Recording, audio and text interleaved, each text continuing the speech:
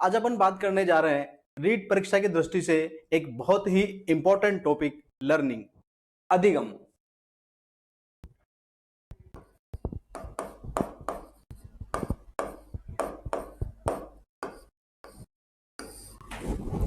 अधिगम क्या होता है, सीखना क्या होता है, यहां पर अपन बात करेंगे।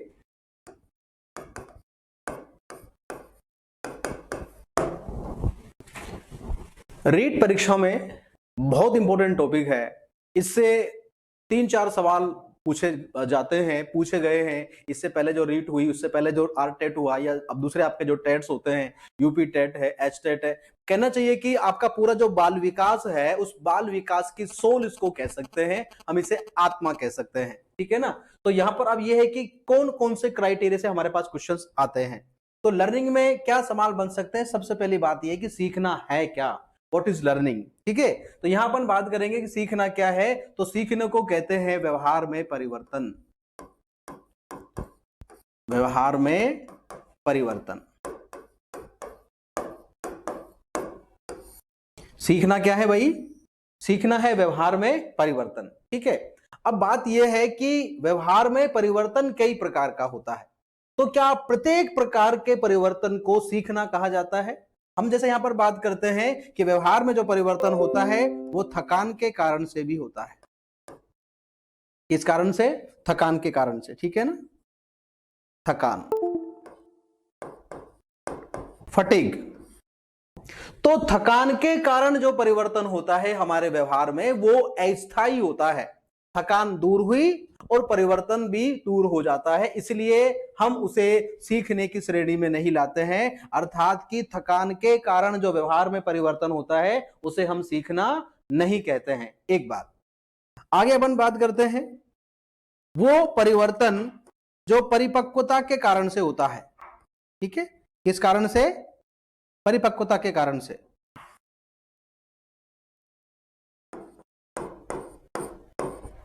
परिपक्वता, थकान।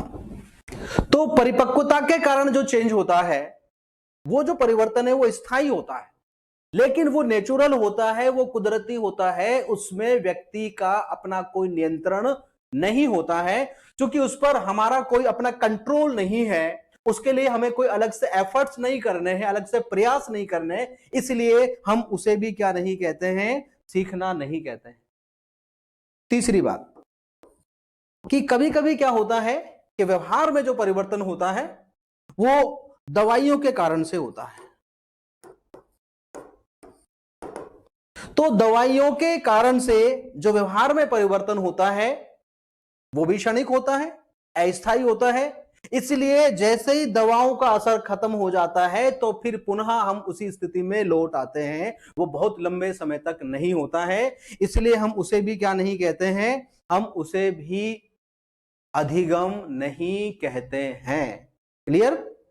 चलिए अब अपन चौथी बात करते हैं कि कभी कभी क्या होता है कि कुछ परिवर्तन हमारे यहां पर जब हम बीमार हो जाते हैं तो बीमारी के कारण से या किसी रोग के कारण से भी हमारे व्यवहार में परिवर्तन हो जाता है। एक लंबे समय तक अगर व्यक्ति किसी रोग से ग्रसित होता है, टाइफाइड हो जाए मान लीजिए किसी को, जिसको अपन दाना निकलना कहते हैं, या कोई लोग बीमारी है, तो उससे व्यक्ति का व्यवहार असामान्य हो जाता है, वो चिड़चिड़ा हो जाता है, उसके व्यवहार में बहुत सारे चेंज आ जाते हैं, लेकिन उन चेंजों को भी हम सीखना नहीं कहते हैं। क्लियर? तो थकान के कारण जो व्यवहार में परिवर्तन होता है, वो परिवर्तन जो बीमारी के कारण से होता है, वो परिवर्तन जो मैच्योरिटी या परिपक्वता के कारण से होता है, अथवा वो परिवर्तन जो दवाइयों के कारण से होता है, हम उसे सीखना नहीं कहते हैं। अब सवाल हमारा फिर वही है, तो फिर आखिर अधिगम है क्या, सीखना है क्या? तो वहां यह कहा गया है अनेक मनोवैज्ञानिकों द्वारा, अनेक विद्वानों द्वारा, कि सीखना किसे कहते हैं? कि वो परिवर्तन जो अनुभव के द्वारा आता है। Change in behaviour due to experience.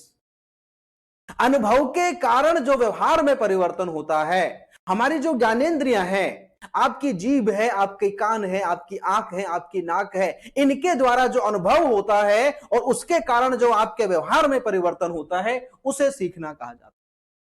क्योंकि ये अनुभव के द्वारा जो सीखना होता है ना, वो परमानेंट होता है, वो स्थायी होता है। क्लियर दोस्तों? तो अनुभव के कारण से जो व्यवहार में परिवर्तन, उसे अपन क्या कहते हैं? सीखना कहते हैं। अब कुछ परिवर्तन ऐसे हैं जिनके लिए अनुभव के साथ साथ हमें प्रैक्टिस की भी आवश्यकता पड़ती है, या यूं कहें कि अनुभव बाद की बात है और प्रैक्टिस की बात है। तो फिर यह भी कहते हैं कि अभ्यास के द्वारा, किसके द्वारा? अभ्यास के द्वारा, ठीक है। या अपन अभ्यास को एक और नाम दे दें, और वो नाम दे दे प्रशिक्षण। क्या दे दें भाई? प्रशिक्षण, ठीक है ना। तो अनुभव, अभ्यास और प्रशिक्षण के द्वारा जो व्यवहार में परिवर्तन होता है, वो परिवर्तन स्थायी होता है। वो परिवर्तन कैसा होता है? स्थायी होता है, ठीक है। तो ये कहा गया है, जो इसकी राइट डेफिनेशन अपन अब निकालेंगे इससे, वो ये है कि अनुभव, अभ्यास और प्रशिक्षण द्वारा जो व्यवहार में स्थायी परिवर्तन होता है, हम उसे अधिगम कहते हैं। उसे हम क्या कहते हैं? अधिगम कहते हैं। तो ये चारों जो चीजें हैं वो अधिगम का पार्ट नहीं है, वो सीखना नहीं है। जबकि जो अनुभव के द्वारा होता है, जो अभ्यास के द्वारा होता है, या फिर जो प्रशिक्षण के द्वारा हमारे व्यवहार में चेंज होता है, हम उसे क्या कहते हैं? अधिगम कहते हैं। क्लियर दोस्तों? अब देखिए, यहां एक शब्द आया है, स्थायी। आप इतने सालों से कुछ पढ़ रहे होंगे, मैं भी पढ़ रहा हूं, लेकिन क्या हमें तमाम चीजें याद रहती हैं? क्या पहली की चीजें पढ़ी हुई आज तक आपको हूबहू याद है? वो चीजें जो आपने कक्षा 2 में, 3 में, 4 में, 5 में पढ़ी थी, क्या आपको एज इट इज याद है? पूरी याद नहीं है, कुछ कुछ याद है। इसका मतलब 100% आपको याद नहीं है, लेकिन पूरा आप उसको भूले भी नहीं है। तो यहां पर एक नया शब्द आया, जिसे अपन कहते हैं अपेक्षाकृत, अपेक्षाकृत या तुलनात्मक। अपेक्षाकृत या तुलनात्मक। तो अब बिल्कुल जो उसकी राइट डेफिनेशन है कि एक्चुअल में लर्निंग क्या है, हमारा सवाल यहां चल रहा है, क्या है अधिगम, ठीक है ना। तो यही सवाल का जवाब यह है कि अनुभव और प्रशिक्षण के द्वारा, अनुभव और अभ्यास के द्वारा जो व्यवहार में अपेक्षाकृत स्थायी परिवर्तन होता है, उसे हम सीखना कहते हैं। क्लियर?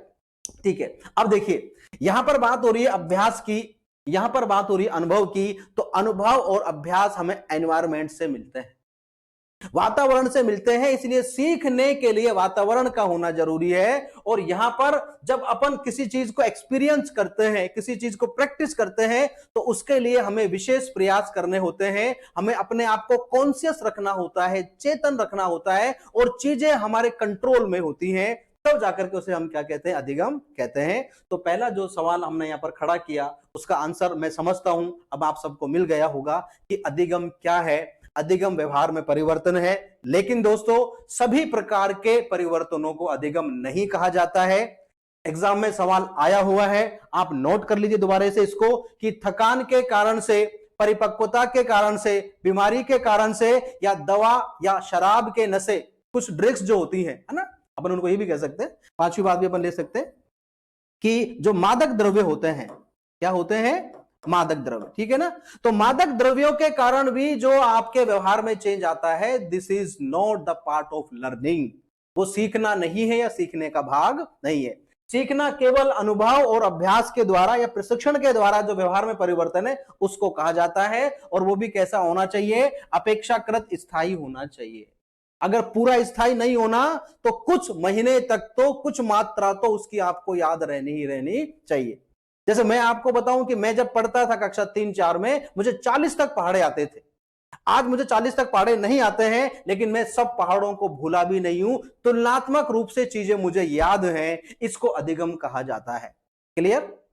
चलिए अब अपन आगे बात करते हैं कि देखिए अधिगम में हमें करना क्या है। ये तो है कि अधिगम क्या है, अब अधिगम में करना क्या है। तो दोस्तों अधिगम में हमें व्यवहार में परिवर्तन करना है। किसमें? व्यवहार में। अब अगला क्वेश्चन है कि व्यवहार क्या है? What is behaviour?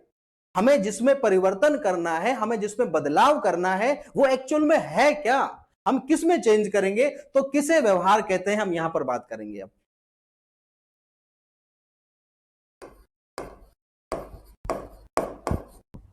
व्यवहार क्या होता है? व्यवहार हम अनेक बार इस बात को सुनते हैं, उसका व्यवहार अच्छा नहीं है, उसका व्यवहार अच्छा है, ठीक है ना, रूड बिहेवियर है, अच्छा गुड बिहेवियर है, ठीक है। तो ये व्यवहार एक्चुअल में है क्या? तो दुनिया के अनेक मनोवैज्ञानिकों ने इस बात को कहा है कि व्यवहार में क्रियाएं होती हैं। क्या होती हैं? What is behaviour? Behaviour is action. व्यवहार क्रिया है। मनुष्य के द्वारा अथवा जो ऑर्गेनिज्म होता है, जो प्राणी होता है, प्राणी के द्वारा जो क्रियाएं की जाती है ना दोस्तों, उन्हें व्यवहार कहते हैं। मतलब कि व्यवहार क्रियाओं से मिलकर के बनता है। क्रियाएं होती हैं और उसके फिर अपन क्या करते हैं? प्रतिक्रिया करते हैं। क्या करते हैं? क्रिया और प्रतिक्रिया। एक विद्वान है जिनका नाम वुडवर्थ है। क्या नाम है? वुडवर्थ। वुडवर्थ कहते हैं, वुडवर्थ, कि प्राणी द्वारा की जाने वाली वो क्रियाएं जिन्हें हम देख सकते हैं, अवलोकित कर सकते हैं, तो प्राणी द्वारा की जाने वाली वे क्रियाएं जिन्हें अवलोकित किया जा सके,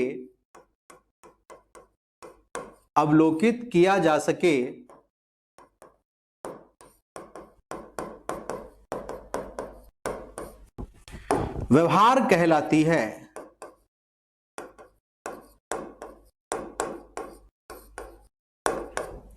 ठीक है दोस्तों, कि प्राणी द्वारा की जाने वाली वो क्रियाएं जिन्हें देखा जा सके। मेरे अंदर भी बहुत सारी क्रियाएं हो रही है दोस्तों, लेकिन वो आपको दिखाई नहीं दे रही है। केवल बाहर जो क्रियाएं हो रही है, जैसे आपने कहा कि उसका व्यवहार अच्छा नहीं है, तो इंटरनल जो उसके चल रहा है वो आपको चूंकि दिखाई नहीं दे रहा है, इसलिए आप उसके व्यवहार की चर्चा नहीं करते हैं। आप केवल उसके जो भाव भंगिमाएं होती है चेहरे की, उसके हाथ पैरों का जो चलना होता है, इस प्रकार की जो शारीरिक क्रियाएं होती हैं, इन्हें ही आप क्या कहते हैं? व्यवहार कहते हैं। तो अब हमें चेंज किसमें करना है? हमें चेंज क्रियाओं में करना है दोस्तों। किसमें करना है?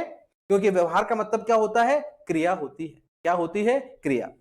आइए अब मनोविज्ञान की बात करते हैं। तो मनोविज्ञान कहता है कि व्यवहार एस और आर से बनता है। व्यवहार किससे बनता है? एस और आर से। एस क्या है? स्टिमुलस।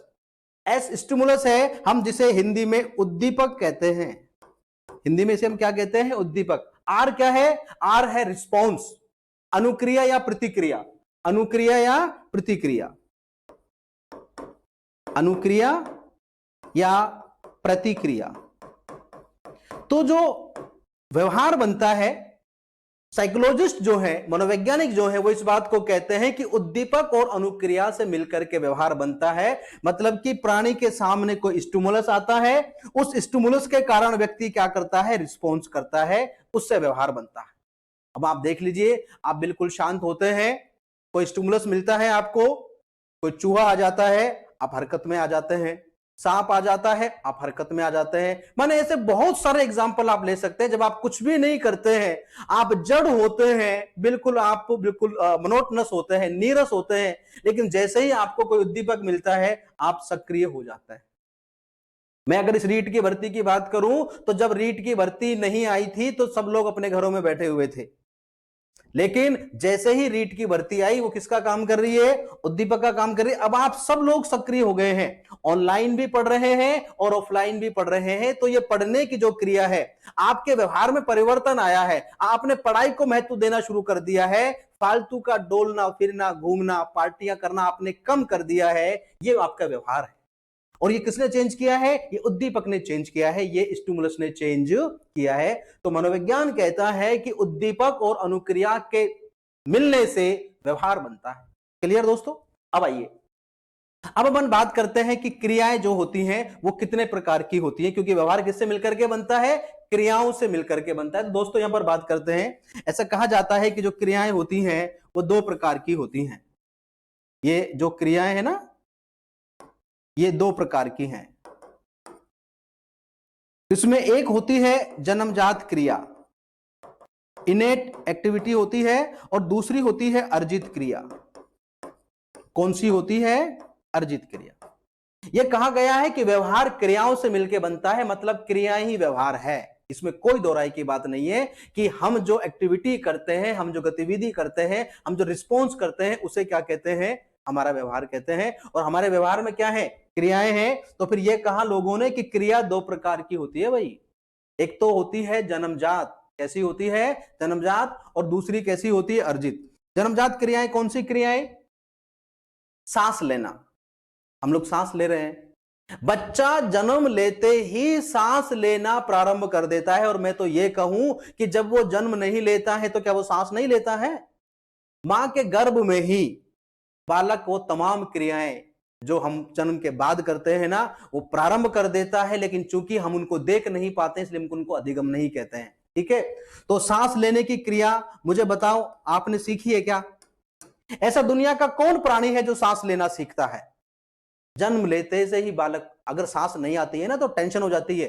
अस्पताल में बालक हुआ और बालक की सांस नहीं चल रही तो हाथ पैर फूल जाते हैं। फिर डॉक्टर उसको उल्टा लटका करके उसको ऐसे ऐसे पीट रहा होता है। ठीक है ना, उसको चूंगटी का मतलब लगाई जाती है ताकि बच्चा रो देवे, उससे उसकी सांस चल जाए। तो सांस कुदरतन होती है, इसलिए ये लर्निंग का पार्ट नहीं है।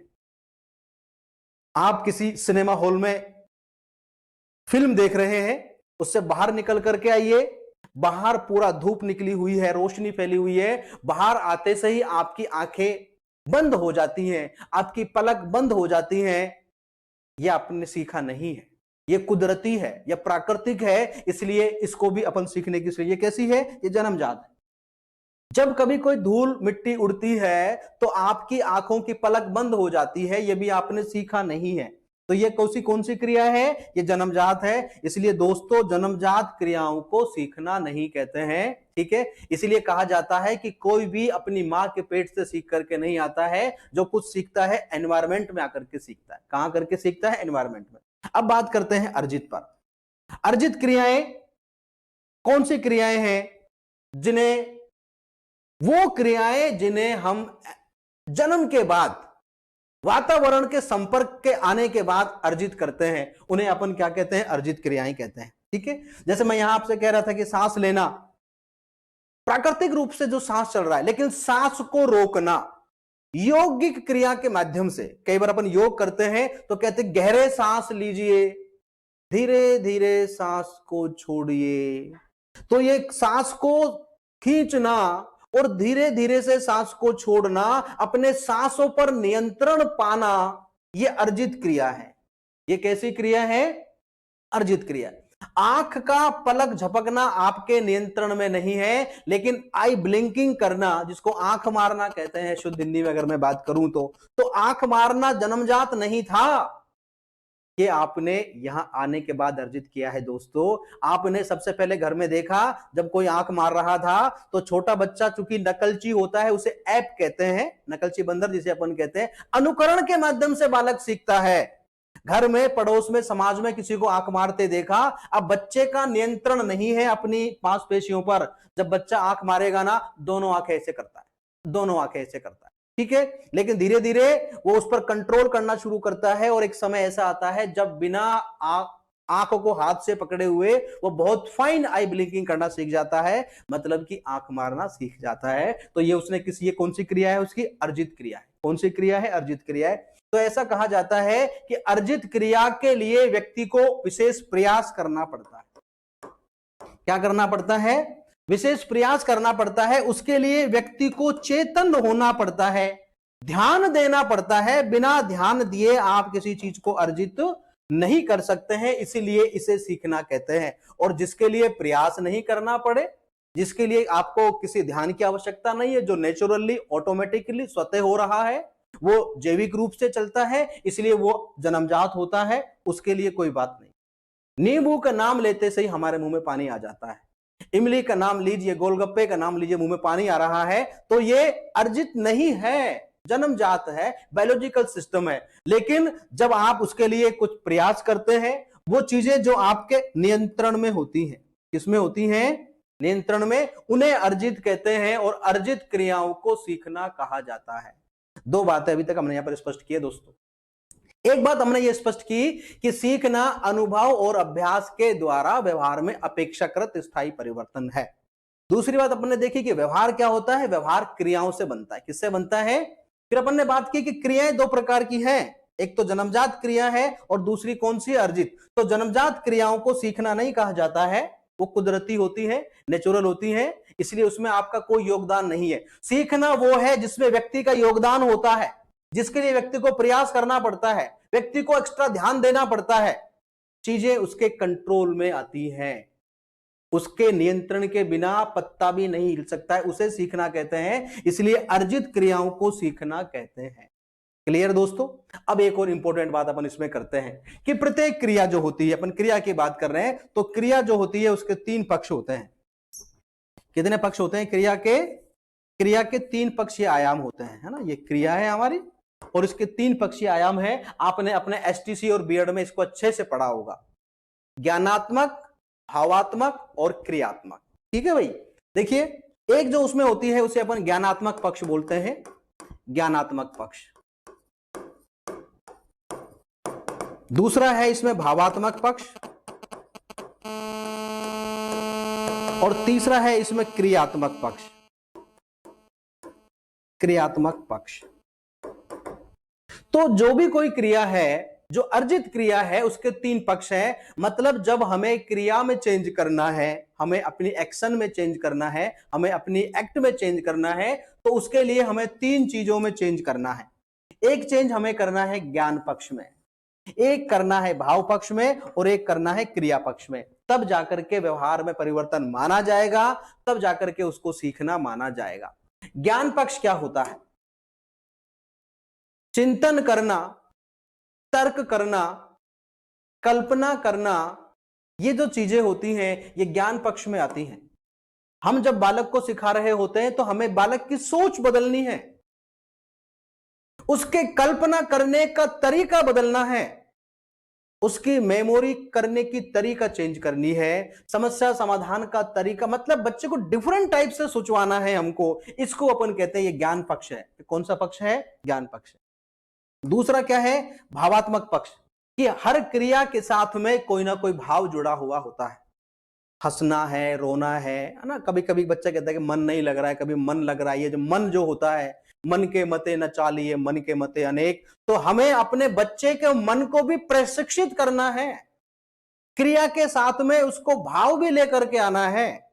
भाव विहीन जब कोई क्रिया होती है तो उसको करने में दोस्तों मजा नहीं आता है। इसलिए जो आपकी रुचियां होती हैं, जो अभिरुचियां होती हैं, जो एटीट्यूड होते हैं, ठीक है ना, आपके जो वैल्यूज, जो आपके मूल्य होते हैं, वो किसमें होते हैं? वो भाव पक्ष में होते हैं। तो वो भी आपको चेंज करना है। और उसके साथ में जो आपका क्रियात्मक पक्ष है, पेशीय संचालन, अंग संचालन जिसको अपन कहते हैं, हाथ पैरों की जो क्रियाएं होती हैं, उठना, बैठना, चलना, ये तमाम प्रकार की जो चीजें होती है, कौन सा पक्ष है उसका? तो आपको इन बच्चों में तीनों प्रकार की, कभी कभी आप कहते हैं किसी बच्चे को कि मैनर्स नहीं है, फिर उसको क्या कहते हैं? स्कूल में यही सिखाते हैं क्या? ठीक है ना। तो ये सवाल क्यों खड़ा होता है कि आपकी जो क्रिया है उसमें तीनों का समावेश होना चाहिए। विचारों से आप शुद्ध होने चाहिए, आपके भाव शुद्ध होने चाहिए और आपकी क्रियाएं भी कैसी होनी चाहिए? सही होनी चाहिए। इन सब से मिलकर के हमारा व्यवहार बनता है। तो व्यवहार परिवर्तन के लिए क्रियाओं में चेंज करना है और क्रियाओं के लिए अर्जित क्रियाओं में चेंज करना है और अर्जित क्रियाओं के तीन पक्षों में चेंज करना है, तब जाकर के हमारा अधिगम बनता है। क्लियर दोस्तों। तो ये अधिगम का अर्थ है, जिसको अपन शाब्दिक अर्थ कहते हैं। अब अपन बात करेंगे अधिगम की परिभाषाओं पर, वो अपन करेंगे अगली वीडियो में। नमस्कार, जय हिंद, जय भारत।